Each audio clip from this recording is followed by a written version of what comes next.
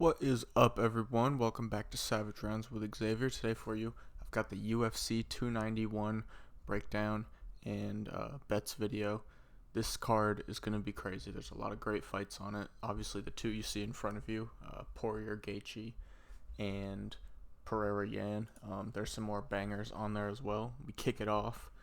Miranda Maverick versus Priscila Cachoeira. And I forgot to say, I did new stat screens for every fighter. I kind of remade them. I'll read off the stats above the flags and then below the flags. I might talk about them when I'm saying who's gonna win, but other than that, they're just there to look at. It's significant strikes landed per minute, striking accuracy percentage, significant strikes absorbed per minute, striking defense percentage, significant striking differential, takedowns per 15 minutes, takedown accuracy, and takedown defense. But we've got Miranda Maverick versus Priscila Cachoeira. Like I said, Maverick, 26 years old, 13-5, 5'3", 65.5-inch reach, 2-3 in her last 5. And her last fight was a unanimous decision loss versus Jasmine Jasudavicius in June of this year. It wasn't that long ago. 2 pay-per-views ago now. It put Jasmine Jasudavicius in a really good spot. She has a ranked fight coming up, I believe. Cachoeira on the other side, 34 years old, 12-4, 5'7", 65-inch reach, 4-1 in her last 5. Her last fight being a round 1 knockout versus Ariane Lipski in August of last year. So it's been a little bit since she fought. Not quite a year, but just about or just under a month since it'll be just under a month since a year she's fought. And so this fight, the the Salt Lake City card, it's a high altitude, so a lot of fighters are going to be moving around. Some coming up in altitude, some coming down. Like Gaethje and Miranda Maverick, for example, they're coming down in altitude, and then like Poirier's coming up all the way. He trains in Florida. They're basically at 0 for sea level, so they're going up quite a bit. It'll affect guys differently. Some people have fought at this altitude before, some haven't. But for this specific fight, I think Miranda Maverick will have quite a solid grappling advantage here. She'll be able to work the takedowns, get those going on the feet. Obviously, she'll have to be really careful. Cachoeira, big power in the hands, but she does tend to fade as the fight goes because of she's putting everything into all the strikes she throws. It's big power all the time, and I just think that'll leave opportunities for the takedowns. Obviously, if Priscilla's not able to clip Maverick when they are striking on the feet, because I do think Maverick will strike with her in small opportunities, not for long periods of time, and then I think she'll strike to get the takedowns as well to get in close. But on the ground, I think she can hold her down, and as the fight goes on, Cachoeira will get more tired. I think the altitude will affect her, as she does tend to fade regardless of altitude. And I think Miranda Maverick will find a late submission in this one. Betting wise, I don't know if I'll end up betting this fight, but just some lines I wrote down. The under 2.5 sitting at -115 I like. Obviously, Cachoeira can knock out anyone at this division. She's got big power. We've seen her do it before. And then, like I said, the upside for Maverick as the fight goes on with the grappling, I think she can tire out Cachoeira and find the sub. So there's, I think, good upside for both girls on that under 2.5. And then Maverick's sub sitting at +175. If you're real confident in Miranda Maverick, that could be the route you take. If you like kind of the layout I played for her to get the win. But yeah, pick will definitely be Miranda Maverick in this one. Next up, Matthew Semelsberger versus Uros Medic. I'm pretty sure I've bet Matthew Semelsberger in every fight but 2 that he's had so far in the UFC. He's had quite a few now. I want to say I've bet him 5 times now. It may be 4. I should have that up, but I don't off the top of my head. But yeah, I've bet him quite a few times. I've missed on him 2 times. I bet him to win against Jeremiah Wells, and then I bet against him 1 time, and I can't remember. Or maybe I'm wrong. I don't know. I can't remember. I feel like I looked at it not too long ago. But Semelsberger, 30 years old, 11-5, 6'1", 75-inch reach, 3-2 in his last 5. His last fight being that split decision loss versus Jeremiah Wells in April of this year. Uros Medic on the other side, 30 years old, 8-1, also 6'1", 71-inch reach, 4-1 in his last 5. And then the stats to the left where it just says 1 win, those will be Contender Series, and then 2-1. The record to the right of the Contender Series, win or loss, it'll just be his UFC record. So 1 win in Contender Series, and he's 2-1 in the UFC, and that'll just be for the last 5 if he has fights outside the UFC. His last fight being a round 2 KO TKO victory over Omar Morales. It's been a little bit since he's fought, May of last year, but for this one, Medic coming up a weight class on short notice against a really tough guy, Semmelsberger. I think that's a real tough fight to come up against on short notice. Medic, I think, on the feet will be the faster guy. Obviously, he packs a punch. He can knock guys out. Throws really well in combination. But on the Semmelsberger side, he does pack more power in his shots.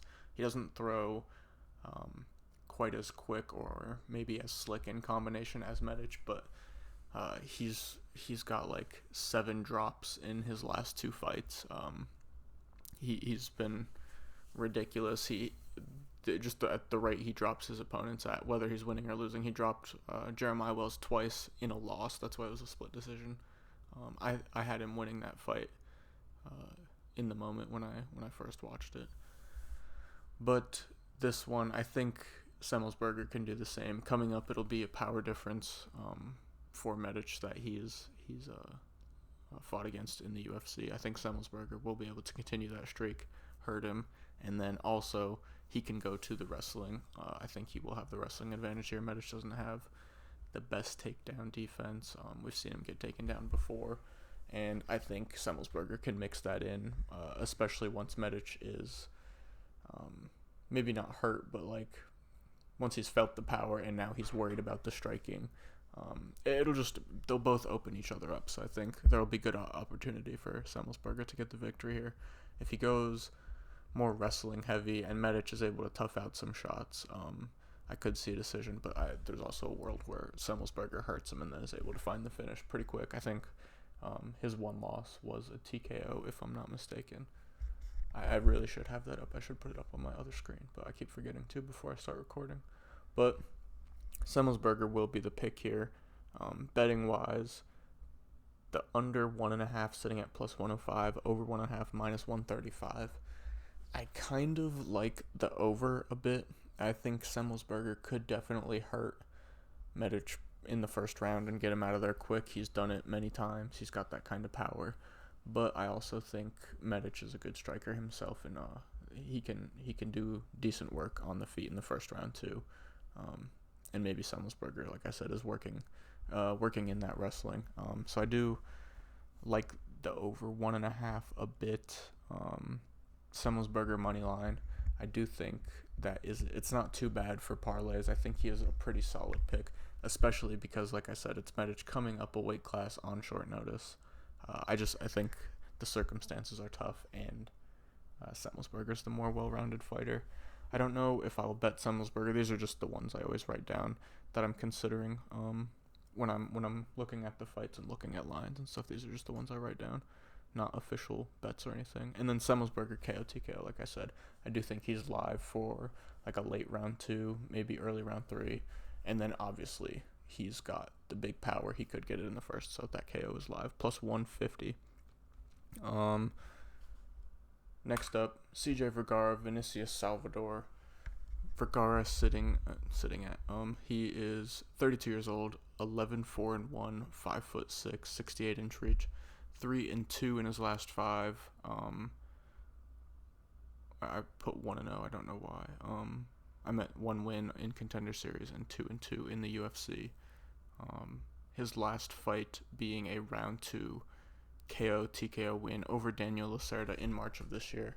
It was a crazy war. Lacerda was doing great work early. He hurt Vergara, I want to say 3 times within the first 2 rounds, before he started to gas and Vergara's toughness prevailed.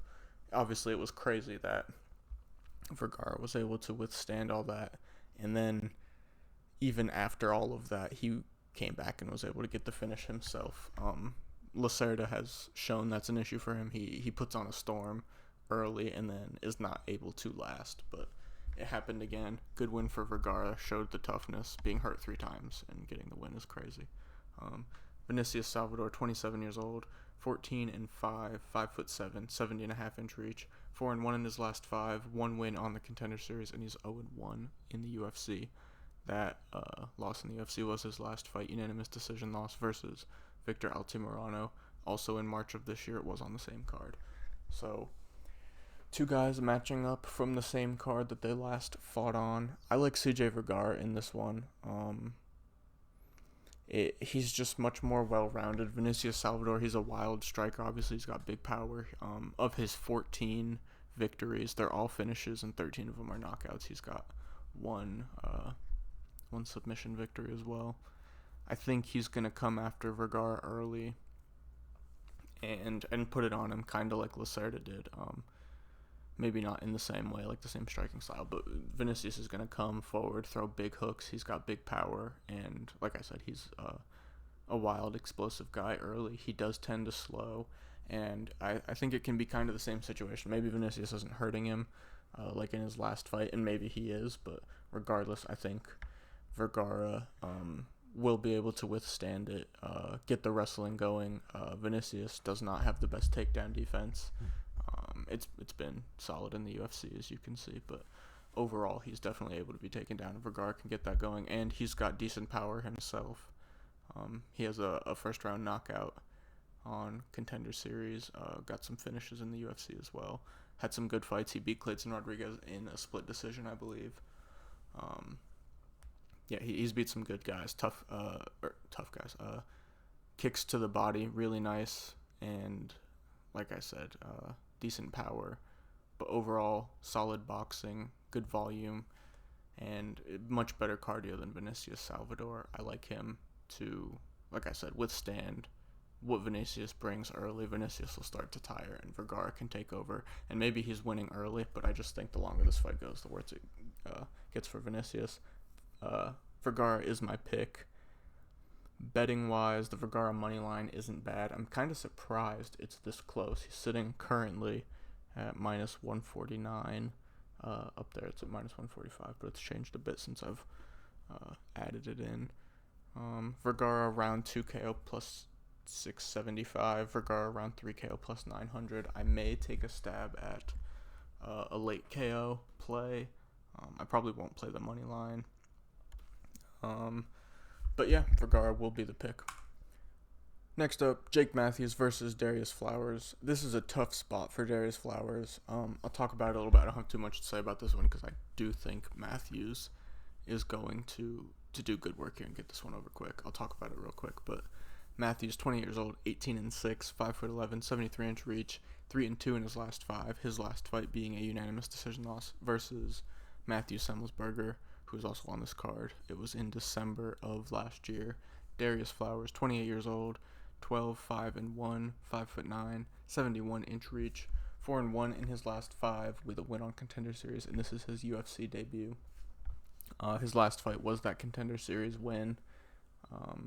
It's listed as a round 1 submission versus Amiran Gogoladze, but it was kind of a weird situation. Darrius Flowers got like this slam, and it hurt Gogoladze's shoulder, I believe. I think he dislocated his shoulder or broke his collarbone or something. I don't know. He landed real bad and hurt himself in that collarbone shoulder area and tapped, so it considered a submission, I guess, or something like that, but that's what it's listed as.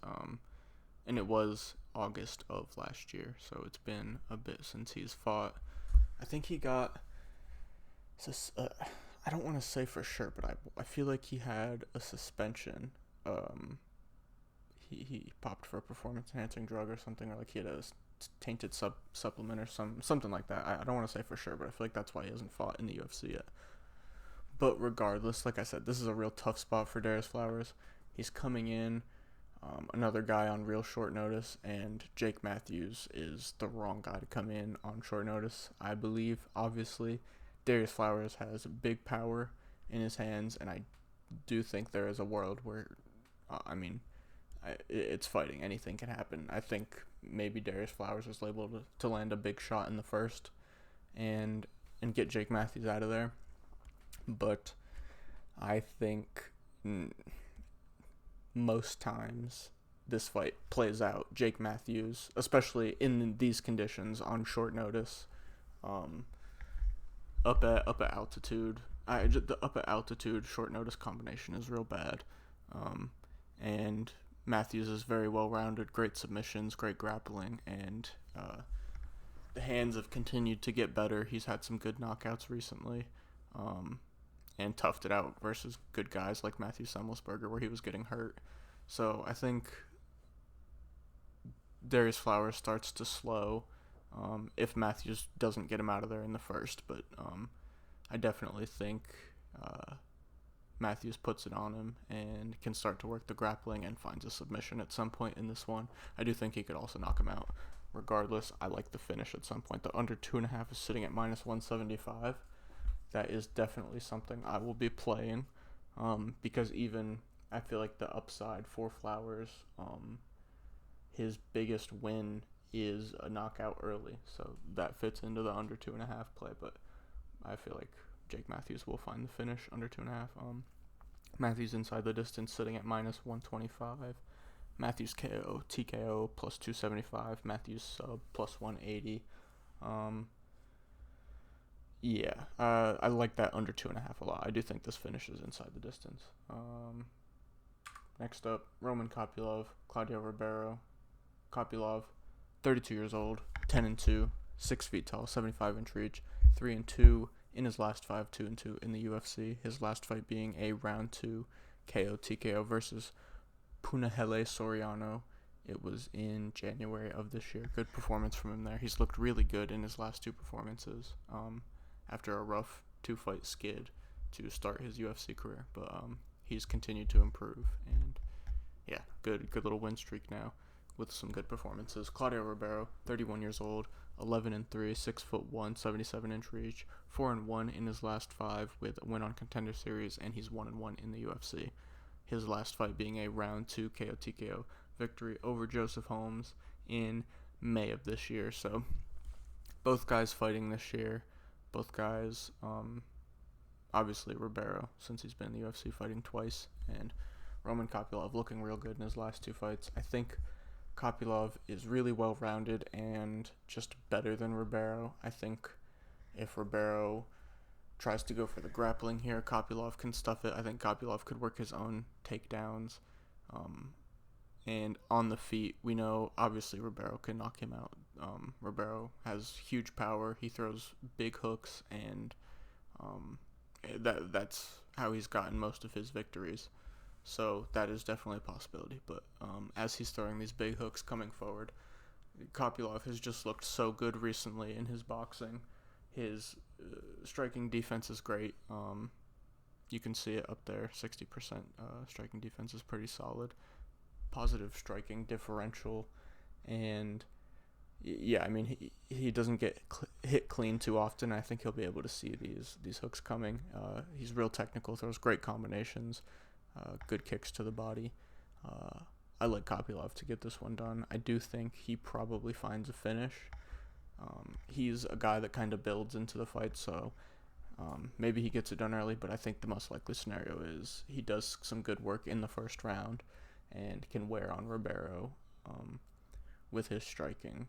Maybe some grappling of his own, maybe not, but I think he'll do real good work on the feet in this one. Betting wise, over 1.5 is sitting at -139, under 1.5 +100. I do think if he's doing good consistent work throughout the first round, he could start to tire out Ribeiro if he's landing good combinations like that, and Ribeiro's maybe shooting takedowns and not getting them, swinging big shots. Maybe Kopylov hurts him at the end of the first and is able to get him out of there early in the second.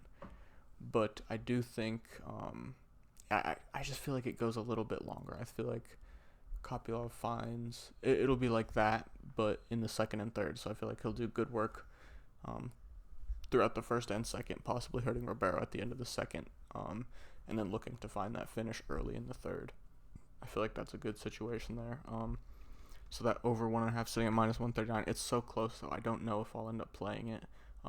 If you have a book that has alternate lines, the under 2.5 is sitting at -190. I like that a lot. I probably would play that if I had a book that had it, but I don't.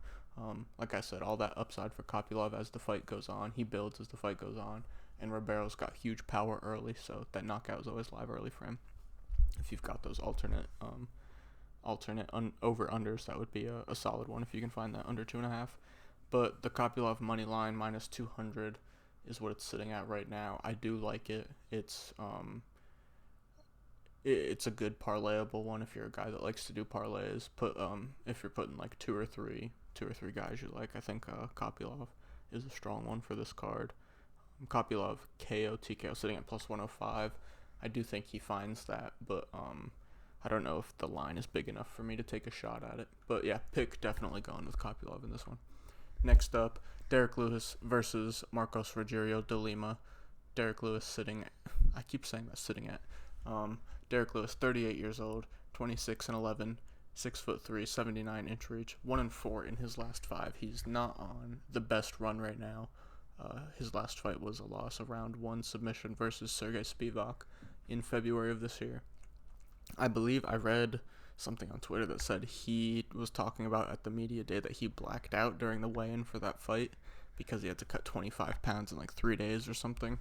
So he said for that fight he wasn't feeling like himself, but he's definitely in a better space for this fight. So hopefully we can see a better Derek Lewis. It is tough. He's older. I mean, both of these guys are older, but they're just in different spots in their career, as you can see with Marcos's last 5. Obviously, they fight in different levels of competition, but yeah, different spots. Marcos Rogerio de Lima, also 38 years old, 21-9-1. So both guys, vets, have done it for quite some time. Obviously, Derek Lewis fighting the tougher competition overall. 6'1", 75-inch reach, 4-1 in his last 5. His last fight being a unanimous decision victory over Waldo Cortez Acosta in April of this year. I do believe I bet him for this fight. I thought he was going to find the finish. I thought it would be the first time. Acosta was finished. Obviously, he was undefeated, so it was the first time he lost. But I thought those leg kicks were going to break him down, but he wasn't able to. Did get the win, though. This is... I keep saying it for these different guys, but it's a tough spot for Derek Lewis here. I feel like at this point in his career, he doesn't react to shots as well anymore. He's not eating big shots as well as he used to. He's not as quick and explosive as he used to be. The cardio doesn't seem to be as... I mean, obviously, he's a bigger heavyweight and he's looking for big knockouts. He's swinging big. He's never been a guy with, like, elite cardio, but it feels like it's everything is affecting him quicker and earlier, like punches and cardio. And Marcos Rogerio de Lima surging right now, throws really good leg kicks, can get the grappling going. He's got a lot of submissions, and he throws big power as well too. I think those leg kicks, it's a read that I made in the last fight. Obviously, it didn't take as big of an effect as I thought it would. But I think this is another spot where the leg kicks can make a really big difference for de Lima. Obviously, Derek Lewis is going to be going out there to try and knock out de Lima, and he could totally counter a leg kick, but I think de Lima going for leg kicks and mixing in the big hooks and combos he likes to throw, I think that could be a good spot for him. And then obviously, I don't know if going to the ground with Derek Lewis. I mean, maybe if you're like a really, really good wrestler, but I don't know if de Lima is the guy to sit on top of Derek Lewis and like lay and pray for a decision. This isn't that kind of spot for de Lima. This isn't the guy you can do that against. So I do think he has the grappling advantage, but I don't think we'll really see it come into play in this one unless he like hurts him and then submits him or something like that. But I don't know if he'll ever really shoot in takedowns to look for control time like that. He might just mix them in and stuff to have Derek Lewis thinking. But yeah, pick wise, Marcos Rogerio de Lima for sure. Like I said, leg kicks, and then I think as the fight goes on, it'll just be tough for Derek Lewis, and he'll get hit with big shots. Like I said, he doesn't react to him well anymore. The over 1.5 sitting at plus 160, under 1.5 at minus 200. It's another spot where I think this line, or not the line, the over under is a really close one. It's not like I'm feeling confident in it going over or under. I could definitely see it going either way here. De Lima inside the distance minus 125. I do think he probably gets it done inside the distance, but I don't know if that's a line I will take at minus 125. De Lima KO plus 135. De Lima sub plus 500. And I wrote down De Lima decision plus 400, but I feel like that's quite unlikely.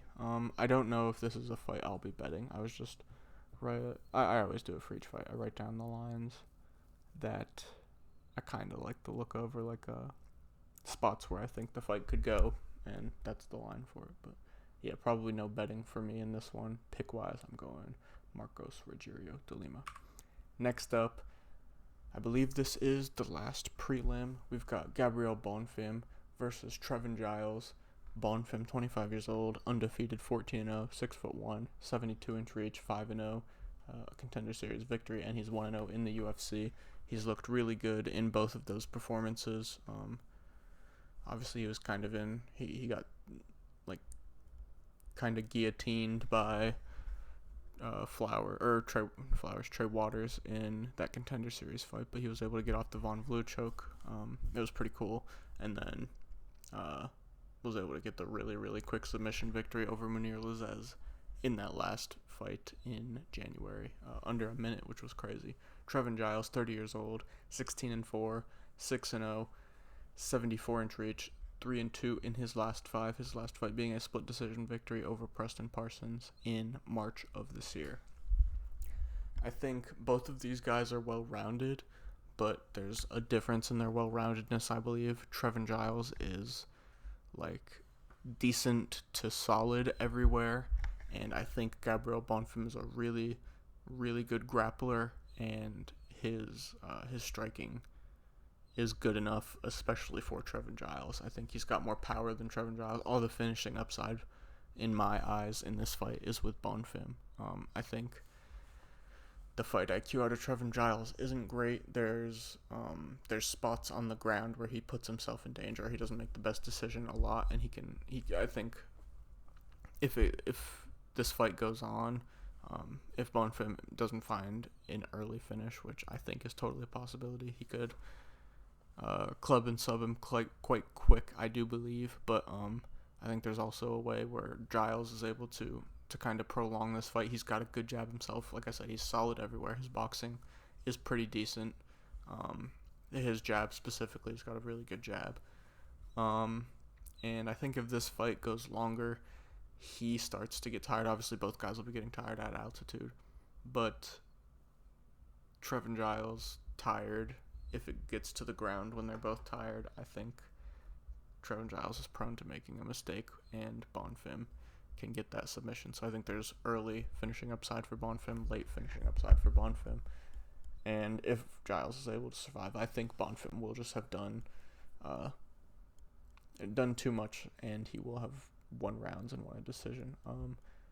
Obviously, the jab from Giles is really good, but I just think even if he gets that jab going at some point, Bonfim will do more and be able to nullify that jab, or just do more in these spots. The jab could be doing good work, but I think Bonfim will be landing the bigger shots, doing good work on the ground, just better in all these spots, I believe Bonfim is. The over 1.5 at plus 110, under 1.5 minus 140. It's another spot where that over-under is real close, and I think it could go either way, so I'll probably stay away from that. Bonfim money line minus 312. I do think this is a good parlay spot. Yeah, I mean, just all the reasons I explained. It feels like this is a spot where he's better everywhere except maybe that jab. That jab can be dangerous from Giles, but just so much more finishing upside from Bonfim. He's way more dangerous everywhere. I feel good about this pick. Obviously, I've been wrong and I'll be wrong again, but You can't say that for every fight. So yeah. Bonfim money line -312 parlay spot. Like I said, Bonfim inside the distance -190. I do think he gets it done, but -190 is quite a steep line for a finish, so I probably won't touch it. Bonfim KO +200.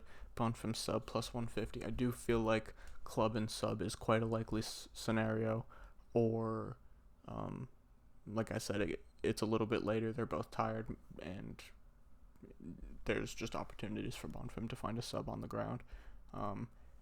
If Bonfim hurts him, I feel like he's more likely to jump on the submission. Obviously, he could find the finish with the hands, but I just like that submission line a little bit more if you're going to look for a method bet for Bonfim.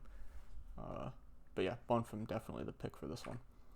Next up, we start off the main card with Michel Chiesa versus Kevin Holland at welterweight. Michel Chiesa, 35 years old, 18-6, 6'1", 75.5-inch reach, 3-2 in his last 5. His last fight being a unanimous decision loss versus Sean Brady in November of 2021. So it's been quite some time since he's fought. He's been doing a lot of work at the desk during fights for like ESPN and just the broadcasts they do during UFC. Kevin Holland on the other side, 30 years old, 24-9, 6'3", 81-inch reach, 3-2 in his last 5. His last fight being a round 3 TKO victory over Santiago Ponzinibbio in April of this year. Kevin Holland, the much more active guy. We know he fights quite a bit. And this is actually one of the closer fights on this card, I'd say. Like, I feel quite confident in my Bonfim, my Marcos, Rogerio de Lima, Kopylov, Matthews, Vergara, Semmelsberger, like all those I feel quite good about those picks. This feels the closest out of all these fights so far. But, it's high level. This is the highest level fight we've had so far. We know the work Michel Chiesa can do on the ground. He's got good wrestling, great submissions. He's good at taking the back. And on the feet, he's not the best, and I think that's where he could be in trouble in this fight. He can kind of reach when he strikes, and it's just the striking doesn't feel super explosive from him. It's more like reaching striking. I don't know, that's what it looks like when he strikes. There's not much pop to it. Kevin Holland at 170, I think grappling defense is going to be different for him. It's much more manageable, and obviously Chiesa's a great grappler, but I think Kevin Holland will be able to defend takedowns at time, or if he gets taken down, get up at times. It's different at welterweight for him. I think this is the first.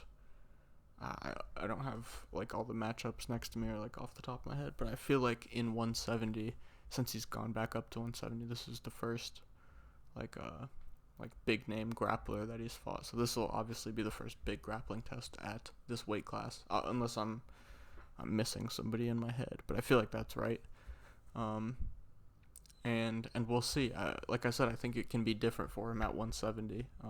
And so I think while there will be spots where Chiesa can get it down and he can do work on the ground, I think, like I said, Holland can defend takedowns and get up from spots as well. And I think on the feet he can really make Chiesa pay. I think, and I could totally end up looking stupid saying this because Chiesa could go out there and submit Kevin Holland real quick. But I feel like in this fight, the grappling defense to striking defense ratio is bigger for Kevin Holland. I feel like he can get away with getting some takedowns and getting up at times on the ground, where Kevin Holland can be really, really dangerous on the feet. And obviously, I can't say it enough. Chiesa's grappling is great. He's got great submissions, but I just feel like Holland's defensive grappling can present him more opportunities than Michel Chiesa's defensive striking can, if that makes sense. Kevin Holland will be able to do more work on the feet, I feel like. I think he's going to hurt Chiesa at some point. I feel like he finds the finish.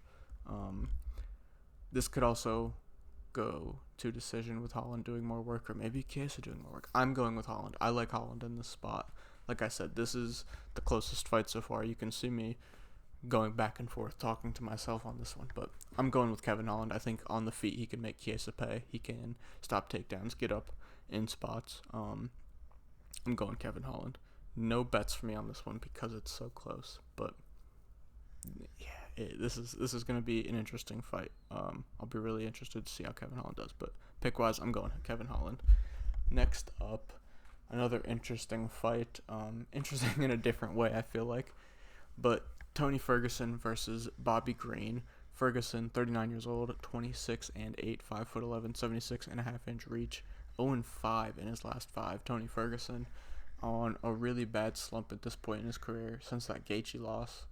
5 straight. It's rough. His last fight being a round 4 submission loss versus Nate Diaz in September of last year.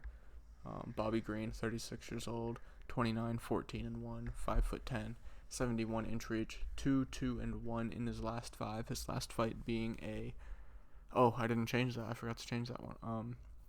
If I'm not mistaken, it says Santiago Ponzinibbio, but that was for Kevin Holland's fight. As you can see, I just didn't update it, but I believe that should be the Drew Dober fight.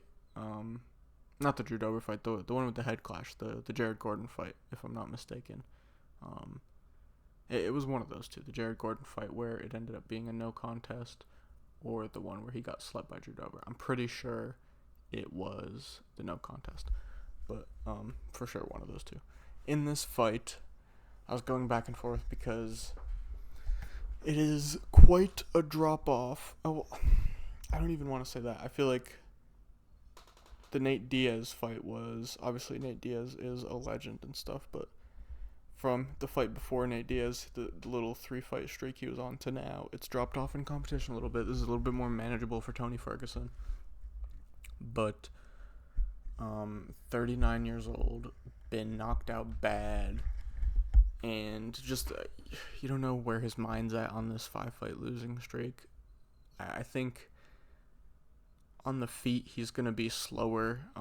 He's not going to be able to react to stuff as well as he used to. Obviously, and slower, I mean offensively, the striking too. And Bobby Green, the boxing is great. He's really quick with the hands. He doesn't have like big one-shot knockout power, but it can be accumulative. The jab is great. The head movement's great. Offensive and defensive wrestling, it's not like his go-to. He's not going to go out there and really shoot takedowns. I don't think he's going to look for a lot of takedowns versus Tony Ferguson or anything, but decent at both. But yeah, boxing is the forte. That's where he'll go in this fight. And I just think Tony Ferguson's going to come forward. He can do good work with the leg kicks. Obviously, I think there's a world where he can land some good counters with elbows and stuff, being all sneaky still. His jab isn't too bad either, but like I said, it just seems slower at this point. The snap isn't there anymore. And I think the speed from Bobby Green is going to cause him a lot of problems. I think he'll see the jab. He'll be able to slip off of it, slip and land good shots. Tony Ferguson is tough. Like I said, he doesn't have the big one-shot knockout power. Who knows how Tony Ferguson's chin is going to look against Bobby Green since that Michael Chandler knockout, but I'm willing to say I think Bobby Green wins a decision here. I think, like I said, just the quickness, the speed, and the head movement, the boxing technique from Bobby Green will win him this fight. And I think the toughness from Tony Ferguson will show again. He'll be in this fight. He'll make it entertaining as always, but I think he'll lose a decision in this one. Betting-wise, the over 2.5 is sitting at plus 110. I probably won't bet it. It's just not a fight I'm interested in betting. But if I was to, I mean, that's the only thing I would do. The over 2.5. I do think, like I said, it goes to a decision, but this is not a fight I'm interested in betting. Pick-wise, I'm going Bobby Green though. I will be rooting for Tony Ferguson though. Don't get me wrong. Next up, we've got 3 more really fun fights on this card. This one being Stephen Thompson versus Michel Pereira. Pereira hasn't fought in quite some time, but Stephen Thompson, 40 years old, 17-6-1, 6 feet tall, 75-inch reach, 3-2 in his last 5. His last fight being a round 4 retirement, I guess. That's what it was listed as. Kevin Holland wouldn't get up off the stand, or he couldn't, or he would, I don't know, something like that. It was in December of this year, or of last year, that Orlando card. It was one of the last of the year. I don't think it was the last, but one of the last. Michel Pereira, 29 years old, 28-11, 6'1", 73-inch reach, 5-0 in his last 5. He's on a really nice run in the UFC right now. His last fight being a split decision win versus Santiago Ponzinibbio in May of last year, so it has been quite some time, like I said, since he's fought. And a split decision against Santiago Ponzinibbio doesn't look great right now, but the streak he's on does look pretty solid. He's winning decisions versus guys you would be surprised would go to decisions. He's got like decisions versus Nico Price, Chaos Williams, Santiago Ponzinibbio, just guys that you just wouldn't expect to go to decisions with a matchup versus him. But I think it's either all 5 or at least his last 4 have gone to decision. I'm pretty sure.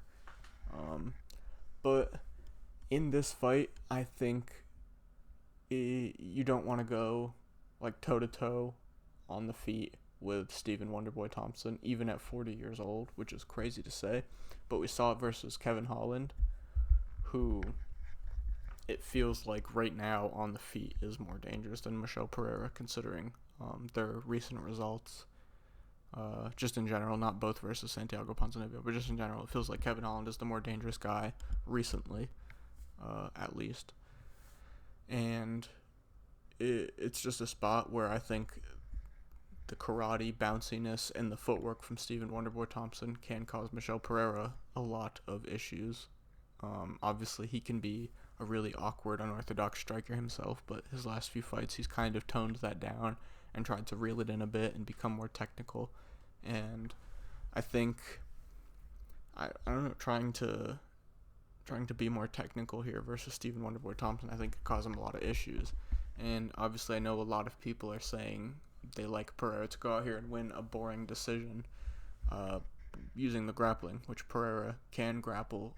He's got a takedown in a fair amount of fights in the UFC so far. But if you go through and look, he's not going in there and controlling anyone. He'll have like 2 or 3, I want to say like 4 minutes was the max of control time, but it felt like a minute 30 to high 2 minutes was average. He wasn't going out there and controlling anybody to win a fight. That wasn't how he was winning fights, is wrestling and controlling people. And really the only people to do that recently against Stephen Wonderboy Thompson are Gilbert Burns and Bilal Muhammad. And Michel Pereira is not the grappler or wrestler either of those two guys are. In his career in general, Stephen Thompson has shown pretty solid takedown defense overall. And I just don't see Pereira going out there, especially with his gas tank at this altitude, holding Stephen Wonderboy Thompson down for 15 minutes to win a decision. I think on the feet, Stephen Thompson will be able to implement his karate style and do good work on the feet. And maybe Pereira does get takedowns, but I think Stephen Wonderboy Thompson will be able to get up. It won't be a significant amount of time for Pereira, and I think Wonderboy will also be stuffing takedowns. So yeah, I like Thompson in this one. I do think it goes to decision. The over 2.5 is sitting at minus 220. I probably won't play it just because it is so high. I do think it goes to decision though. Fight goes, the distance is sitting at minus 165 though, so if you really were looking to bet the over in this fight, that is, I think, a little bit better of a spot, especially if you think it goes to decision like me. Definitely better value there, minus 165 to minus 220. And Stephen Thompson money line sitting at minus 150, I do like. I don't see, obviously Pereira, he has big power himself. He hasn't knocked anyone out super recently, but he does have big power in the hands, and he could hurt Stephen Wonderboy Thompson, but I don't feel like he will. I think, like I said, the bounciness, the footwork, the karate style, the in and out, the quickness, it'll cause Pereira problems as he's kind of starting to change his striking style.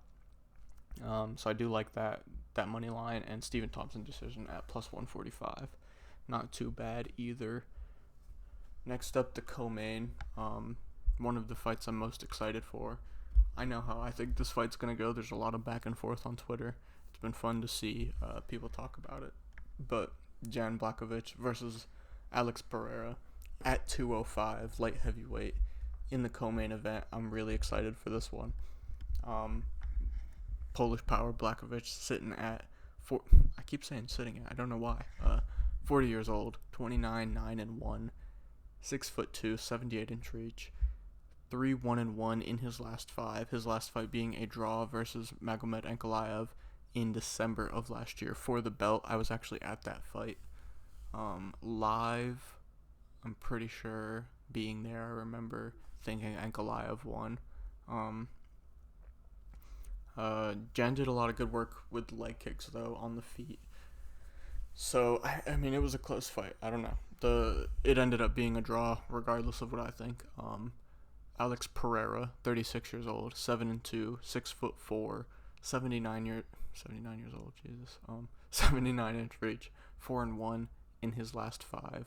His last fight was a round 2 KO TKO loss versus Israel Adesanya in April of this year. It was a pretty big knockout. He got knocked out cold. It was one that wobbled him, another that cracked him, dropped him. He was out cold. So it's a big knockout. He's coming back relatively quick. 3 months and some weeks. So we'll see if he feels ready. I feel confident that he feels ready. I'm going with Alex Pereira in this one. I don't think Blachowicz is lying. Everybody was talking about how Sean Strickland could go out there and wrestle easy.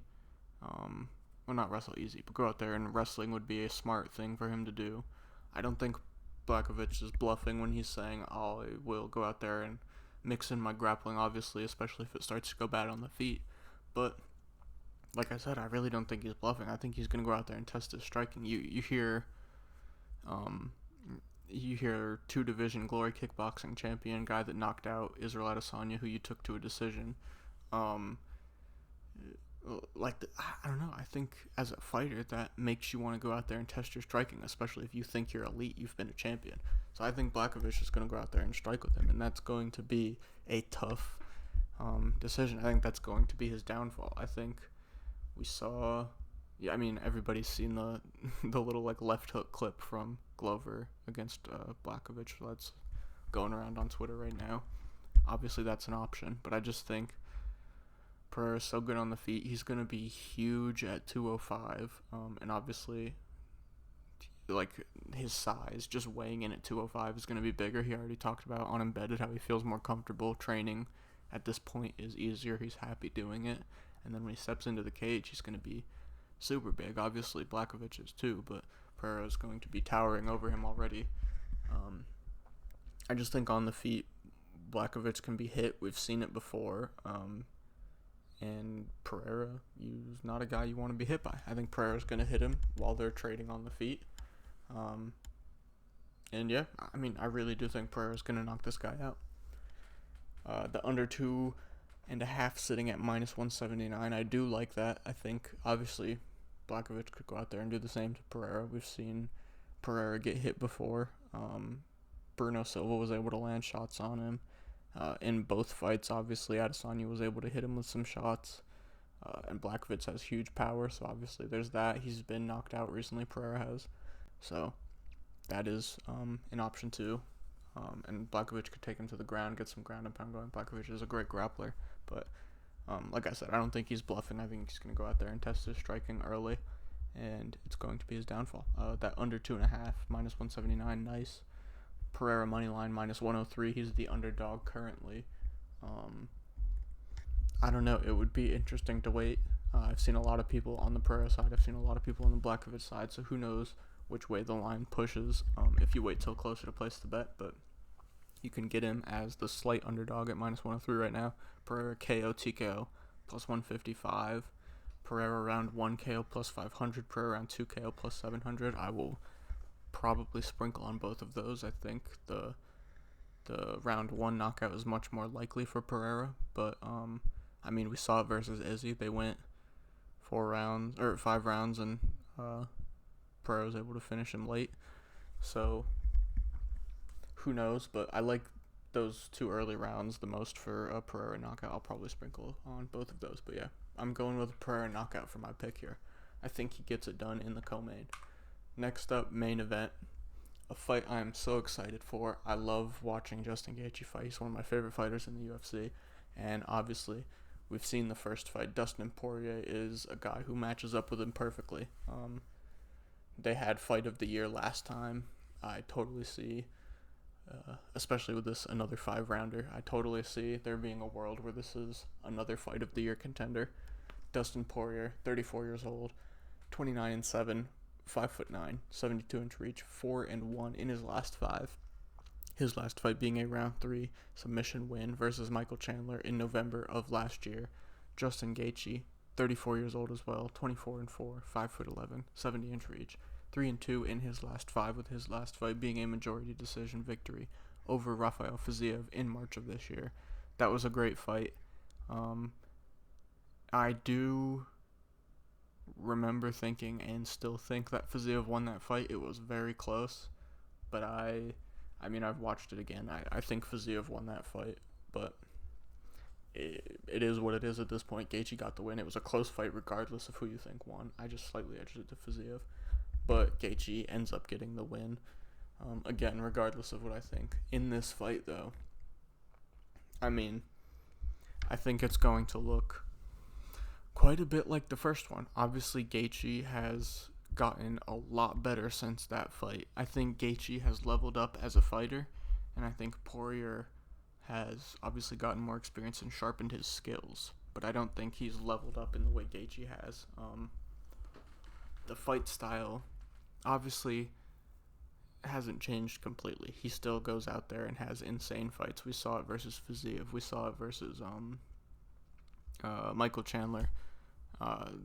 He goes out there and puts on crazy exciting fights where he's getting into brawls and trading with not much defense. But what I mean by he's leveled up, it is still a much more technical start. He's making different reads. We saw it versus Tony Ferguson.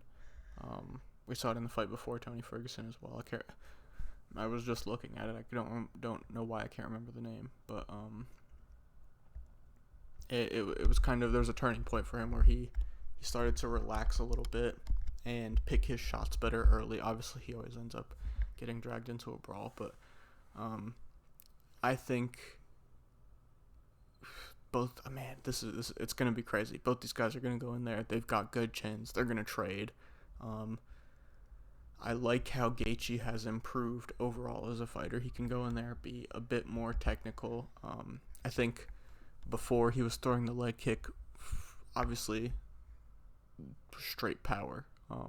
Still does that now, but I feel like before he was blasting the leg kick at every opportunity he could, and he was getting countered off of it at times. Now I think he's building nice combinations and setting up the leg kick better. Obviously, he's still going in there and like crashing in and throwing the big leg kicks, but I think he's adding it on to the end of combinations well now, disguising it a little bit better. I think he can do that well. The leg kick was already an issue for Poirier early. In that first fight earlier in their careers. That's what I was thinking. But it was an issue for him in that first fight, and I think the way he throws it now can still be a problem for Poirier. I think Poirier will be able to check some, but I just think as the fight goes on, Gaethje will still land these leg kicks. It will prove to be an issue again. In that first fight, I thought going into that fourth round, Gaethje was building. Gaethje was getting better. I thought it was 2-0.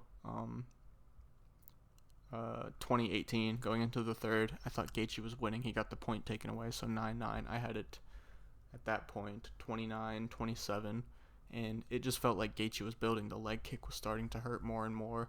You saw that in between the round when Poirier stood there with his hands on his hips and just kind of like bent over and was breathing heavy. You could tell the shots were starting to get to him more. Gaethje was landing more. The leg kicks were hurting. It was starting to go downhill, and that's where I was talking about. Gaethje throws the leg kick a little bit different now. He disguises it a little bit better, works it off of combinations better now. Gaethje got hurt off of a leg kick in that early fourth round, and that's where he got finished. He wasn't able to recover after that. Poirier put it on him and got the finish, but I really like Gaethje in this fight. I think the improvements will show, and that momentum he was building in that last fight, I think Obviously, I won't say he can build off of it in this fight, but he can make it look like that in this fight. The leg kick's going to be real important, and yeah, I just think he's gotten better. Obviously, Dustin has sharpened his skills, but I think Gaethje's gotten better as a fighter. I'm going with Gaethje. That is the full card. We've made predictions for everyone. Like I said, banger card. There are some great fights on here. I talked about all of them. Now we've got the Savage Rounds parlay. I forgot to to make it dramatic and not have it there, but I haven't had the predictions video in 2 weeks. The first week my mic broke the night I was going to record, or not my mic, the wire for my mic, and the second week I ended up going out of town and I couldn't get that video done quick enough, so I made that UFC versus Bellator video. But we're back 2 weeks off of the Savage Rounds parlay. We left it off on 2 weeks of not hitting after a nice 5-win streak. Here's a spot where I really think we can get back on that win streak. Jake Matthews, like I said, it's a really nice spot versus Darrius Flowers. I was considering doing the under 2.5 instead of Jake Matthews, but I really just think he can win this fight. I do think he'll hit it in under 2.5, but just to be safe and cover the decision as well, I went with just his money line. I really do think he's going to win this fight. I think he's better everywhere, regardless of it being short notice or not, but plus it being short notice and high elevation on short notice. It's a tough spot for Darrius Flowers in your debut versus a guy who's been in the UFC since he was like 20 or 21. It's rough for Darrius Flowers. I'm going with Jake Matthews for the first leg of the Savage Rounds parlay. Second leg, Roman Kopylov, moneyline -200. I talked about it. I'll say it again. It's another spot where I think Kopylov is just better everywhere. He's shown improvements, getting better in his last 2 fights. He's on a nice 2-fight win streak, and like I said, looked really good doing it. Solid offensive and defensive grappling, great boxing, great striking defense, and I think in between those big winging shots that Ribeiro's throwing, I think he can land his good combinations and defend takedowns if Ribeiro shoots them, keep it standing, continue to do good work. I think he gets a late finish as well. But I'm going Jake Matthews moneyline -255, Roman Kopylov moneyline -200. Parlay that, get +109. This will be the Savage Rounds parlay for the week. We're up 2.37 units, 11-9 on the year, trying to keep winning. Hopefully we can get back on a little win streak. Can't wait to see how this card plays out. Like and subscribe. I'll see you guys next week for the recap and matchmaking. Peace out.